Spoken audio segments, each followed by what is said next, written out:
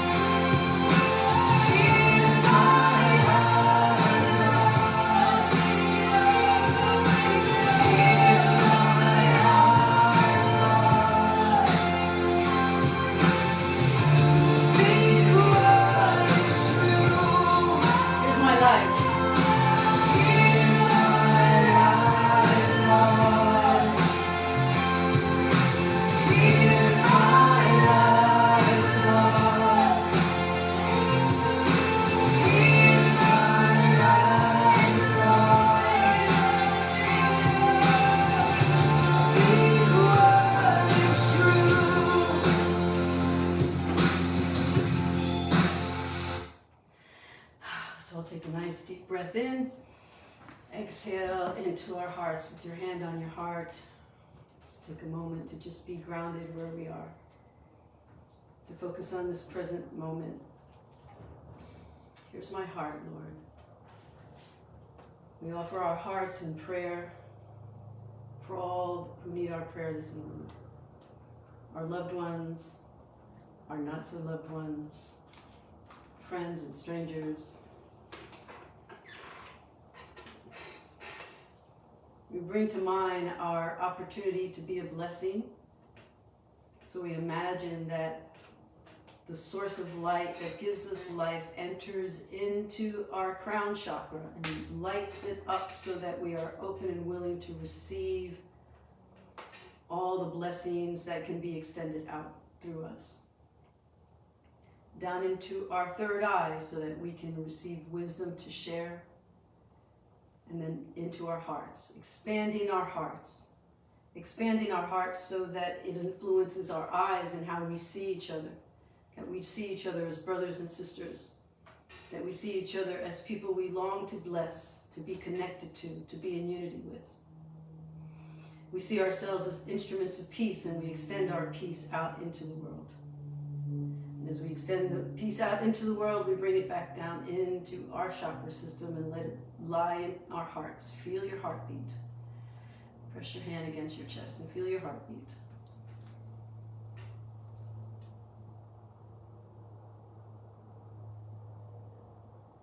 As brothers and sisters, kindred spirits, and mighty companions, we open our inner ear to the guidance of Spirit, asking at all times, what would you have me do? Where would you have me go? What would you have me say, and to whom? And to allow ourselves to be guided so that we speak words of kindness. And we respond with compassion.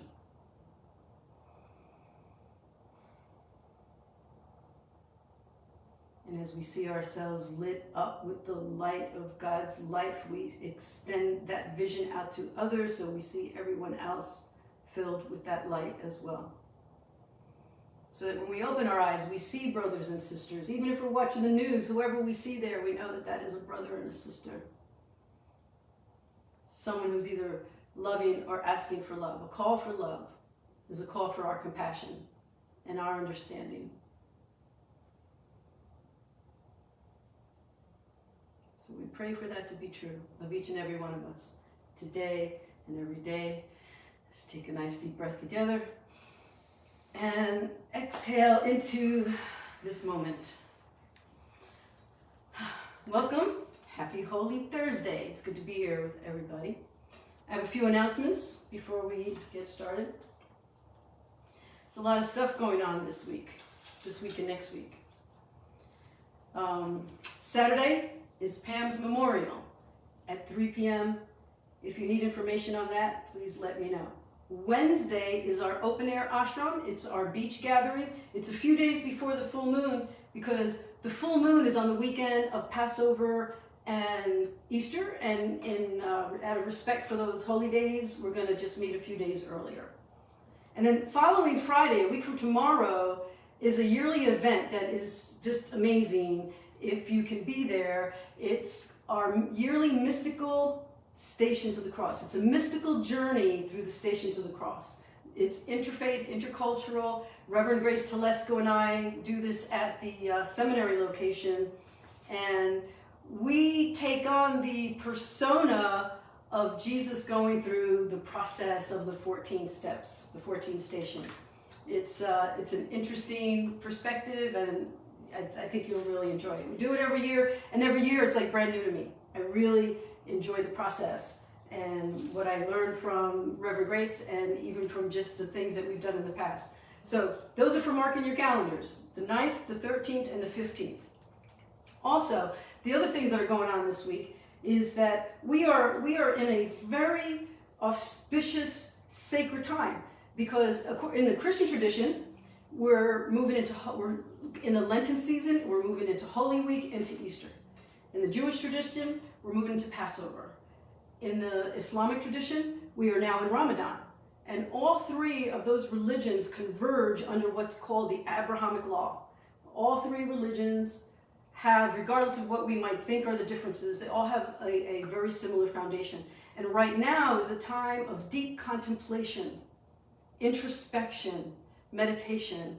This is a time of reflection, self-inquiry, and gratitude. So this next week would be a really great time to just really be seeped into commitment of being in that mindset of just sacred connection.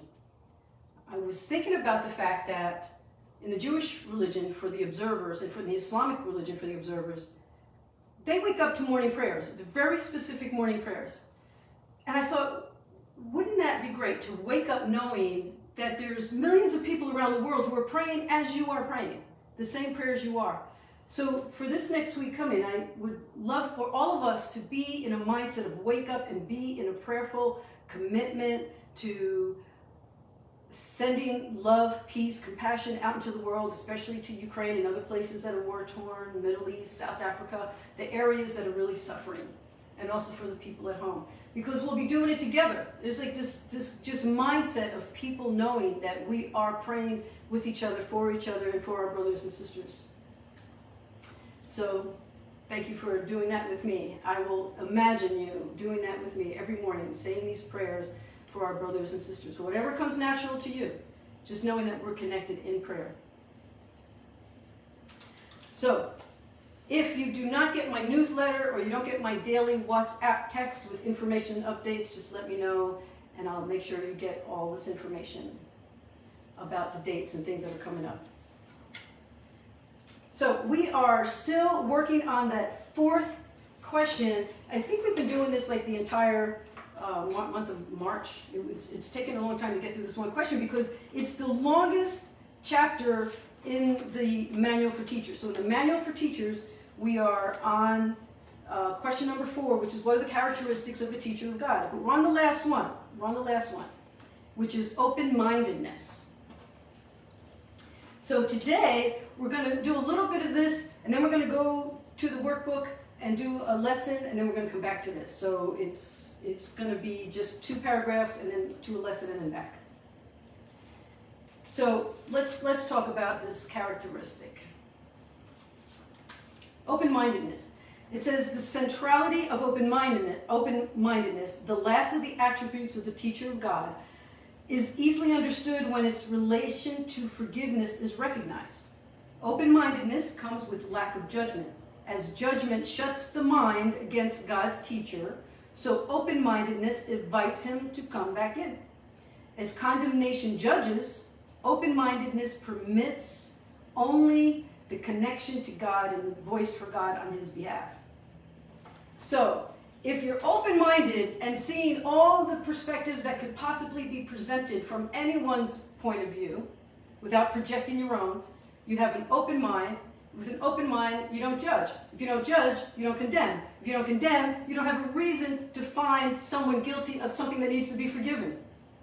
So, as we move through the process of purifying our minds and setting our intentions on this path, we ultimately want to be able to get to where the Course is telling us, which is that we're sinless. And if we're sinless, that means our brothers and sisters are sinless too. And we're opening up our minds so we can open up our hearts.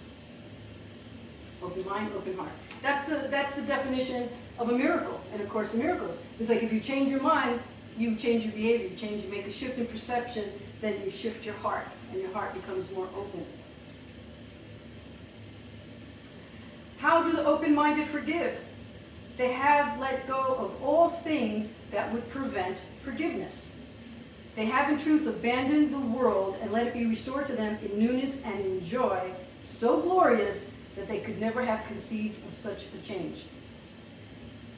So part of what we need to do is trust this process. Remember, the very first thing we talked about in the characteristics is development of trust. So we have to trust that this process will get us to a place where we can truly be introspective, and in our introspection, be open-mindedness, and in our open-mindedness, be non-judgmental. It's a process that we're going through. So it just so happens that one of the lessons that I was discussing on Sunday, I was listening in on another Course in Miracles teacher, and we were discussing what it takes to get to that place of centeredness. And so I'm going to refer very quickly to lesson 92. I'm going to switch over to lesson 92 real quick in the workbook. And the lesson says, miracles are seen in light, and light and strength are one. Now, 92, I got to say this first of all. 92 got a little neglected by me this week because of 93. I love 93. You know how like you have like things that you like the best, right?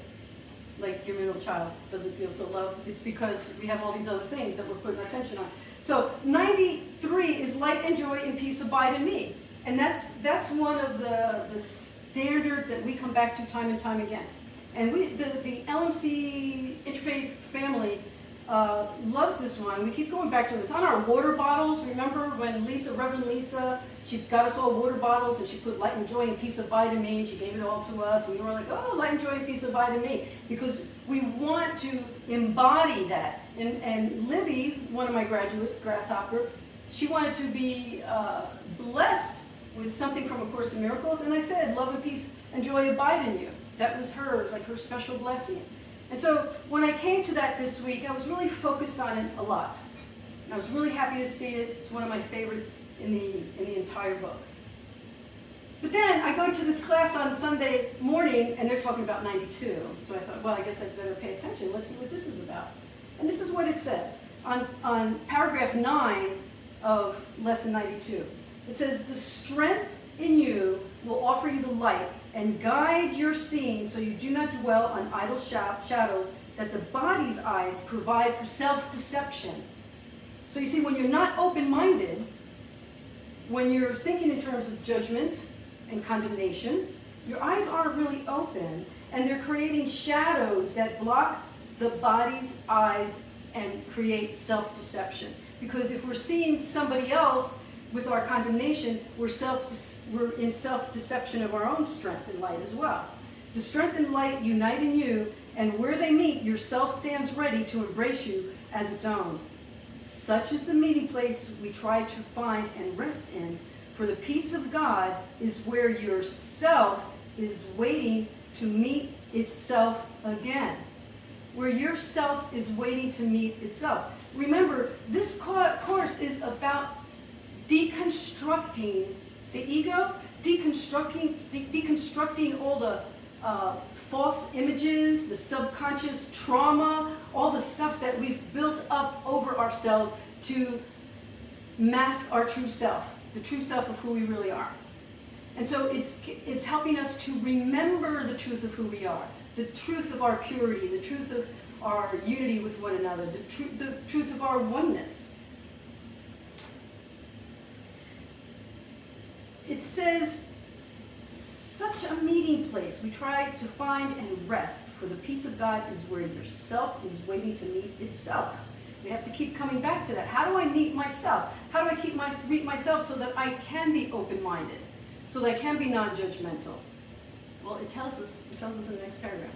It says, give 20 minutes twice a day to join this meeting. Let yourself be brought onto yourself.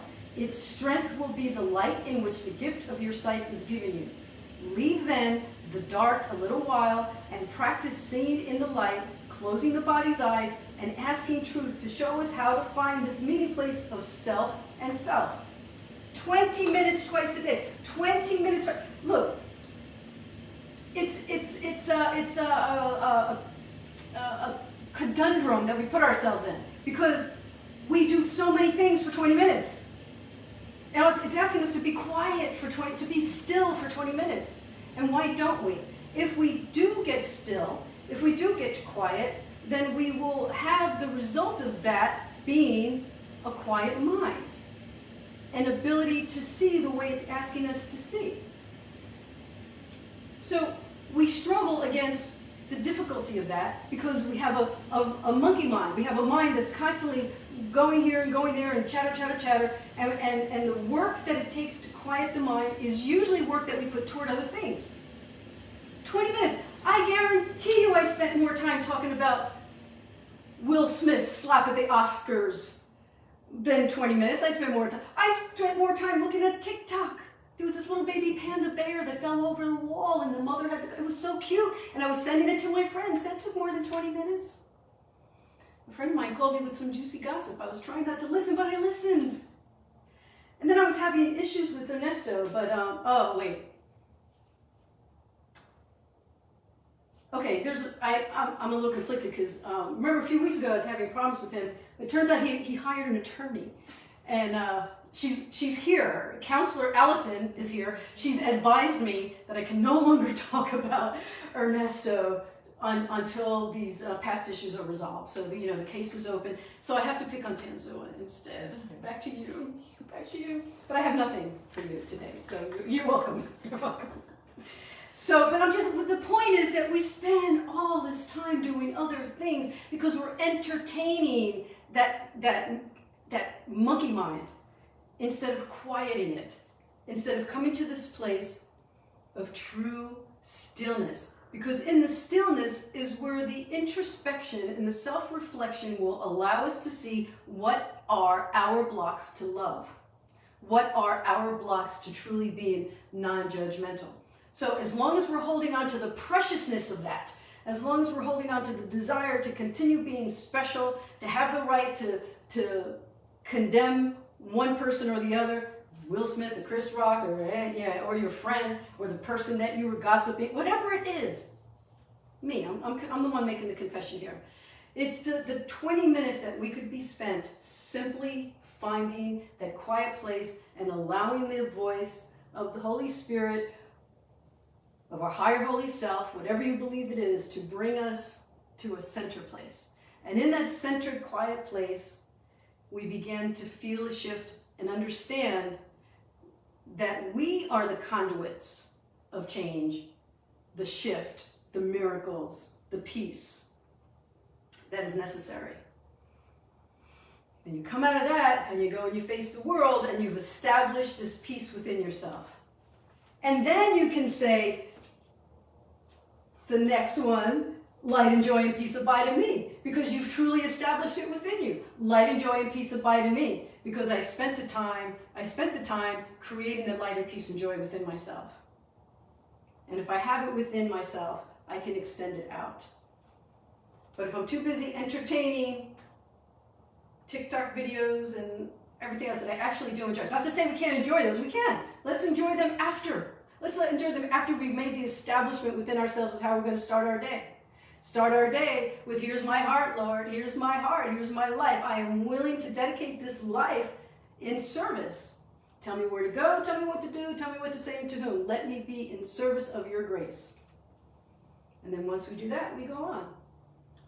Check our emails, check Facebook, check and see how the little panda bear is doing, all those things. But not Ernesto, I'm not talking about him. Your counselor is here today, young man. Mm-hmm. Okay, let's go back to open-mindedness in the Manual for Teachers, and we're going to wrap up that section. It says, you may have noticed that the list of attributes of God's teachers does not include things that are the Son of God's inheritance. It doesn't say things like love, sinlessness, perfection, knowledge, eternal truth. It doesn't appear there because these are attributes that already exist within us. These aren't things that we're trying to correct within ourselves. These are things that we're removing blocks. We're moving our blocks to love. The love already exists. The light in you already exists. You're just removing whatever blocks are there for you, from you, so you can see it and function from it. What God has given you is far beyond our curriculum, that learning must disappear in its presence. Yet while its presence is obscured, the focus properly belongs on the curriculum. So everything we talked about from the beginning, establishment of trust and the development of trust, understanding the essential element of trust, honesty, tolerance, gentleness, joy, defenselessness, generosity, patience, faithfulness, and open-mindedness. These are all the attributes of the characteristics of the teachers of God. And it's not a curriculum that has a pass or fail. It's not a curriculum where you have to check with somebody to see if you've done well enough. But you know within yourself. You are your own advisor. You are your own monitor. And we just go through the day. We just go through the day knowing that, oh, you know what? Maybe I can see this differently. And if I don't have it in me to see it differently, I can ask to see it differently. I can ask the higher holy self that is within me to help me see it differently so I don't fall into condemnation and judgment and upset and anger. Tianzu is monitoring. Any comments or questions? No. There was this lady, thank you, there was this lady in the discussion that I was in on Sunday when we were talking about Lesson 92, and there was a line that we were talking about, and she said, you know, I've been reading this for a long time, and they just put that line in there. And I thought, that's so true. I've been reading this for so long, but there's new things that just present themselves to me, like a new awareness. It's those ahas. Just like the fact and the truth that there is nothing in you that is not already established in terms of your sinlessness, your light, and just trying to get to where you truly believe it of yourself. Time check. 28. All right, good. So we're gonna now go to 93. Why is this such an important lesson? Why did I make such a big fuss about it? You're going to find out now. Light and joy and peace abide in me. Light and joy and peace abide in you. You think you're the home of darkness and sin. You think if anyone could see the truth about you, they would be repelled, recoiled from you as if from a poisonous snake. A little dramatic, our big brother here. You think if what was true about you were revealed, you would be struck with horror so intense that you would rush to death by your own hand. These are beliefs so firmly fixed that it is difficult to help you see that they are based on nothing. So it sounds extreme, but there's times when if you stop and listen to how you speak to yourself, it's the way you would not want that way spoken to someone you love. The way we speak to ourselves sometimes is a horror. It could be really hurtful and painful. You know, and the process of healing our emotional bodies, it's the heightened awareness we have to have around how it is that we speak to ourselves and what we've allowed others to speak of us. So this is initially starting by saying, pay attention to that, notice that, and know that it is not true, the way you've been speaking to yourself. I think it was in yesterday's text that I sent out, it was about this place in Denmark that has the human library. And people go, it's like a meeting place, and people go there, and they come with different labels, you know, like I'm an alcoholic, or I'm bipolar, or I'm homeless, and they sit with other people. They borrow people instead of books, and they have this opportunity to really just talk and be heard, just talk and be heard, and to be cared for, to be seen, to be truly seen. And I thought about how in this country we don't have people libraries, but we have programs. We have different types of programs where people can go and be truly who they are, right? Whether it's an empowerment retreat or it's one of the recovery programs, there are things where people can truly allow others to see them, and to be seen is a way of healing. There's a process of healing just for being seen.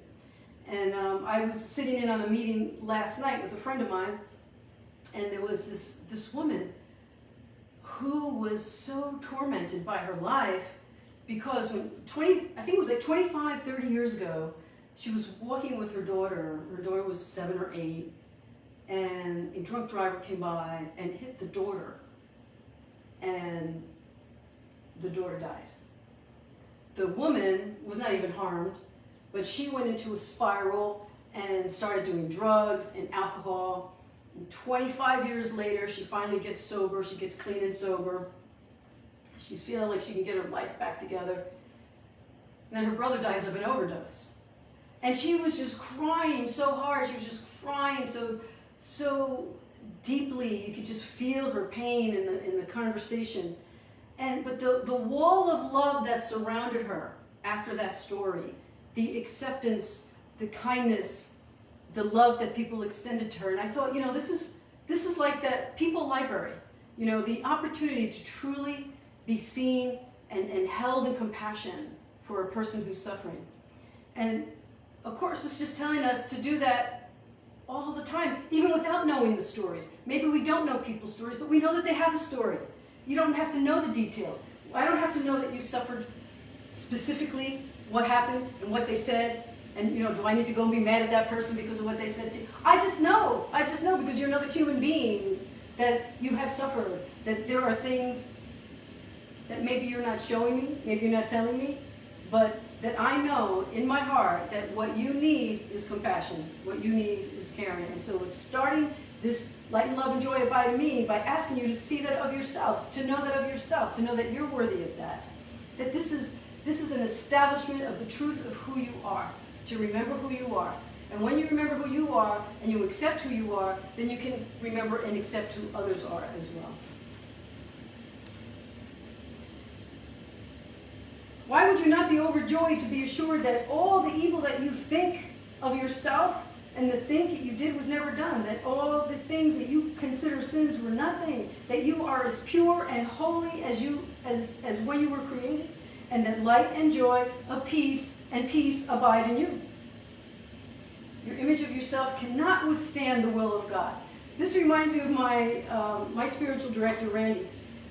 He always tells me, when you're beating yourself up and you're saying things that are unkind, go to God for a second opinion. If there's anybody who's going to help you see things differently, it's going to be the one who loves you the most, the one who created you in complete and total joy and love and unity and kindness. If we remember that about ourselves, then we can see it in others as well. You know the story of the prodigal son? Remember the story of the prodigal son? The son leaves. The son takes his inheritance and he leaves. And then he comes back after he has a miserable life, and his father welcomes him and has a big feast. And the other son was like, "Whoa, I was here the whole time. And what happened? I didn't squander away anything." And the moral of that story is that we are all of those characters. We are all of them. We are the ones who run away and hide. We're the ones who think that we're so bad that we won't be loved. We also have within us that loving Father who can say, it's okay, come back. And that other part of ourselves who's saying, well, I want to be special, I want to be recognized. And so the Course is telling us that all of that is true of us. That is all true of our human experience. And we just have to have compassion for each aspect of that. The part of us that's scared and wants to run away, the part of us that's scared of coming back because of who we were and what we were. And so we're looking at the deeper truth, that the light and the joy and the peace that abides in you can be rediscovered through this process. 20 minutes a day before you do everything else, before you watch Panda on little baby pandas on TikTok. You take that time to be centered, to establish your morning. The self you made is not the Son of God. It is just a part of this world that has been influenced by all those messages, negative messages that we got from others or even that we give ourselves. So we try to recognize that that's just a process. That's just a process of undoing our true self, and now we're reconnecting to that. The self you made is meaningless. Your sinless self is guaranteed by God because light and joy and peace abide in you. Salvation requires the acceptance of but this one thought. You are as God created you, not what you made of yourself. So when you think that way, then you also have to stretch. Then we get to that place where we have to stretch and realize that that's true of others as well. If it's true of me, it's true of you. So if I don't want to accept it in me, it's because I'm not really ready to accept it in you. Light and joy and peace abide in me. Put away our foolish self-images and spend our time trying to experience what God has given us. in place of what we have decreed for ourselves. You are what God created, or not what you made. One self is true.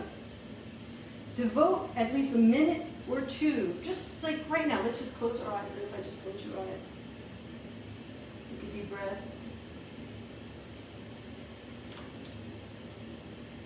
And just imagine that for just a moment you can suspend all doubt about anything other than the truth of who you really are, what this statement is saying, that light and peace and joy abide in you, that you are sinless, that you are seen as perfect, that you are beloved, that regardless of what you are called, regardless of your name, regardless of whatever was put on you, that you are beloved. Your original name was beloved. We share that name with one another. Just imagine that you can believe that. Devote time to realizing that this statement of you is true. So when you feel disturbed by anything that disturbs your mind, disturbs you, causes anxiety, realize that it is trying to dispel this truth about you. And that we have this constant, daily opportunity to revisit the truth of ourselves. Unfortunately, we get caught up in the hustle and the bustle of the noise, the distractions, and we find it easier to withdraw into a place of fear. And I'm confessing my truth here. Maybe it's not true of anyone else, but it's true of me. That those few moments that are asked of us, whether it's on an hourly basis, just to take a moment and just take a deep breath and come back to yourself, as Thich Nhat Hanh used to say. It's one of the things I love about being away when you're in a retreat. And you're constantly being reminded the bells of Plum Village used to ring and everybody would stop what they were doing, stop mid-track, just take a breath. Just take a breath. Allow yourself to come back to peace. Ask yourself, am I willing to be peace right now? Can light and joy and peace abide in me if I'm going to fight it? If I'm going to allow myself to be in a state of condemnation toward myself or toward anyone else? If light and joy and peace abide in me,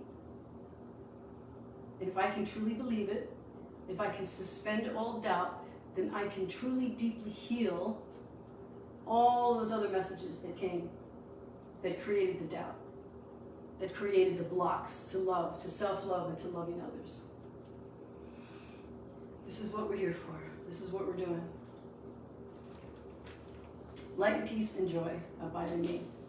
So this week, we've got a great opportunity to be joined as spiritual brothers and sisters on this path, to truly take the time every day, regardless of what your spiritual path is, regardless of what your religion is, we are in a time of auspicious sacredness between the Christian, the Islamic, and the Jewish traditions, all converging into 1 week.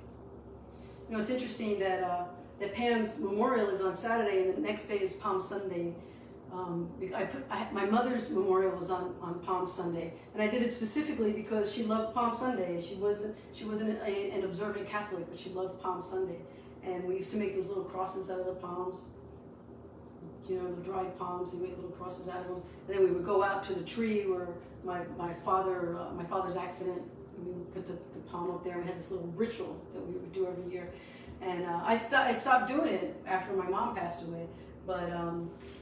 In the awareness of Pam being so close to my mom, she and my mom were very close. She was one of the last people to talk to my mother, actually. She was sitting at her bedside, and she was talking to her, and my mother wasn't conscious. She wasn't answering her. And like hour after Pam left, my mother woke up and said, "And how are you?" And I called Pam. I said, "She wants to know how you're doing," because all of us, like she just woke up and said that because she knew that Pam had been there. So this year, I think it's by no coincidence that Pam's memorial is like within 24 hours of Palm Sunday. So keeping all that in mind, that we have a beloved dear friend who's being honored, her celebration of life, the honoring of her life, the mourning of her death is occurring on Palm Sunday, Holy Week, Passover, and Ramadan. all times for self-reflection, for being grateful for life, for being grateful for one another, for being in a state of understanding of who we truly are. That light and peace and joy abide in us. That light and peace and joy abides in each other. There's Pam's light right there. We keep that candle lit for Pam. And if anybody needs more information on the memorial, please be in touch with me. The end song tonight is a combination of Judaism, Christianity, and Islam. It's a great project that was put together a few years ago in 2018. It's called the Kululam Project. And these are the Kululam Project people. What they do is they bring people together for raising social consciousness. And they did a call out for people who were willing to do this. 3,000 people showed up. And they met in the port of Haifa, which is in Israel. And they put this song together in one day, and it's called One Day. And it's a song of peace for all nations, for all religions, and it's in 3 languages. It's really beautiful. And Pam loved it also. She sent this to me.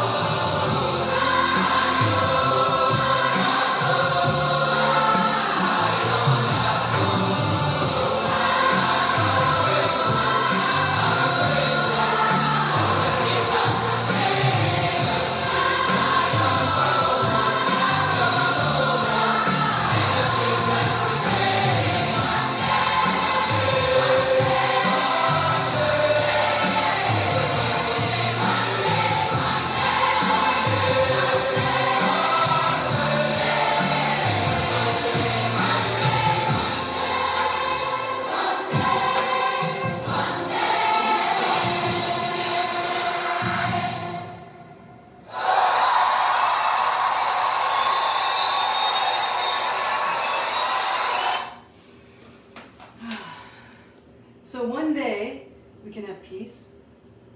With peace and love, we can change the world. With peace and love, we are making a new world.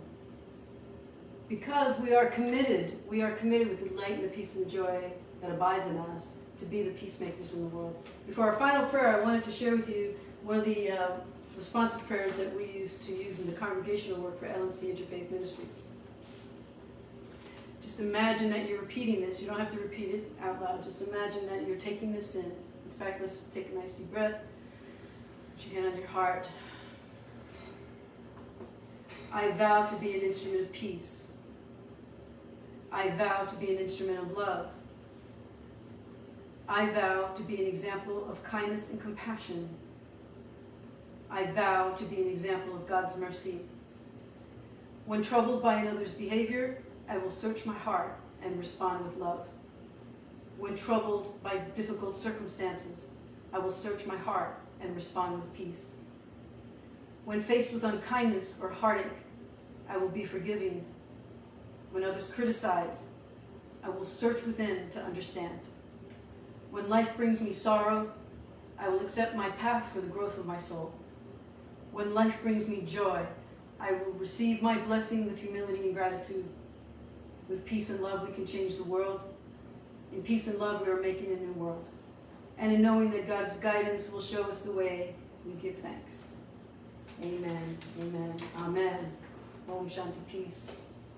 See you next week. God bless you. Thank you for those hearts. I see the hearts. Thank you. God bless you.